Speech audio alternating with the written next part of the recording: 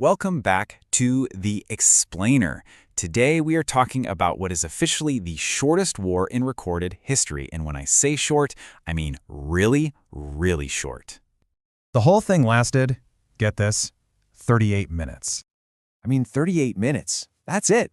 That is literally less time than it takes to watch an episode of most TV shows. It's wild.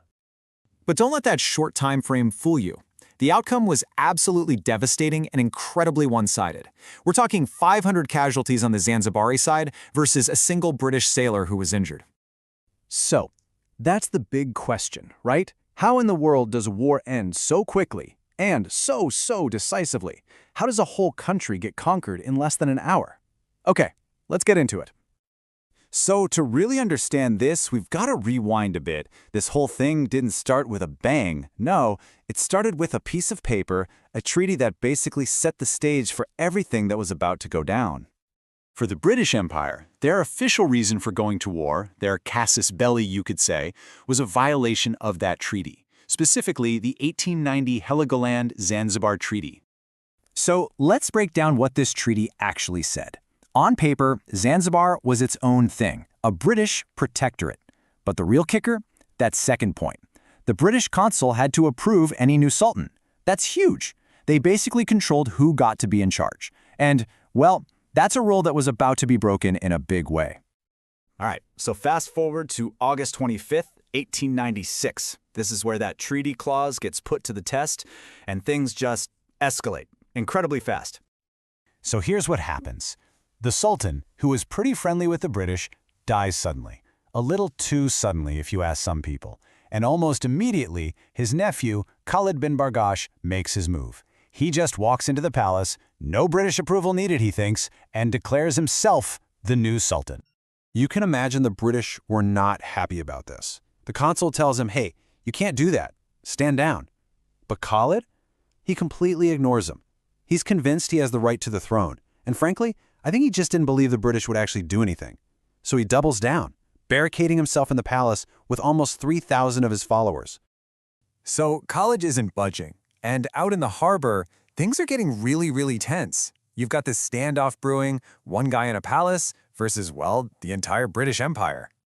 And just look at this matchup. It is not even a fair fight. The UK has modern cruisers, gunboats, the latest naval guns.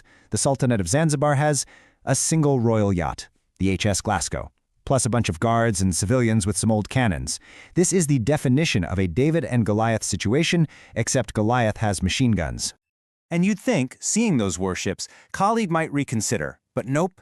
With just half an hour to go before the British ultimatum expires, he sends this message. He basically says, we're not backing down, and we don't think you have the guts to shoot at us. A massive miscalculation. And the British reply? It was just as blunt. We don't want to open fire, but if you don't do what we say, we absolutely will. You can't get much clearer than that. No more talking. And then 9 a.m. hits. The deadline passes. And up on the palace, Khalid's red flag is still flying. That's it. The clock has run out. Okay, so what happens next is what gives this war its name. 38 minutes of absolute chaos. At 2 minutes past 9, the Royal Navy opens fire. Just 3 minutes in, the Sultan's only ship, the Glasgow, is already sunk. It's just completely overwhelming. And by 9:46, the palace flag is shot down and the firing stops. The entire war is over. And the amount of firepower they used is just staggering. We're talking 500 shells, thousands of machine gun and rifle rounds, all aimed at a wooden palace. It offered basically zero protection. You just have to imagine the terror for the people inside. So, the fighting is over in a flash. But the consequences of those 38 minutes? They would last for decades. This was truly the end of Zanzibar as an independent nation. And let's look at the human cost again. It is just brutal. Around 500 Zanzibaris killed or wounded. And the British? One sailor, injured. That's it. It wasn't a battle. It was a demolition. So what happens to Khalid? He manages to escape the burning palace and runs to the German consulate for asylum. He gets away, but his dream of being Sultan is over. The British waste no time. They put their own guy in charge, Sultan Hamud, who will basically do whatever they say. And just like that, Zanzibar's independence is gone. And if that wasn't enough, here's the final insult. The British forced Khalid's supporters to pay 300,000 rupees in reparations. Think about that. They had to pay for the cost of the ammunition used to destroy their palace and kill their people. It's just unbelievable. Now, with a new sultan who owed them everything, the British finally got one of their major goals accomplished. The new government, just a few months later, abolished slavery. This had been a huge, brutal part of Zanzibar's economy for a long time, and now, under British control, it was finally over. So you have a war that lasted 38 minutes, but its impact stretched for nearly 70 years until Zanzibar's independence. What does this all tell us?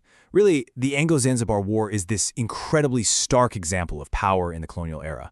It shows how overwhelming military technology could just erase a nation's sovereignty in less time than it takes to drive to work. A truly wild piece of history.